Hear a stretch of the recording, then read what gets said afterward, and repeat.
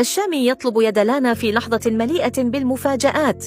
بدأت القصة بلقائهما الأول في حفلته بألمانيا، حيث تبادل الشامي ولانا نظرات لفتت الأنظار وأثارت حديث الجمهور حول وجود علاقة بينهما.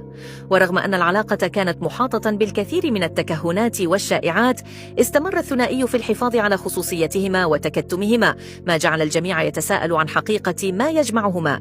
لكن اليوم جاء الإعلان المفاجئ، حيث فاجأ الشامي الجميع بطلب يد لانا بطريقة رومانسية مؤثرة.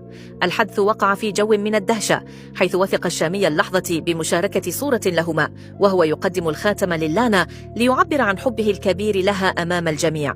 سرعان ما انتشر الخبر على مواقع التواصل الاجتماعي وسط تفاعل هائل من المتابعين الذين أعربوا عن فرحتهم وتمنياتهم للثنائي بحياة مليئة بالحب والسعادة. الجميع الآن في انتظار المزيد من التفاصيل حول هذه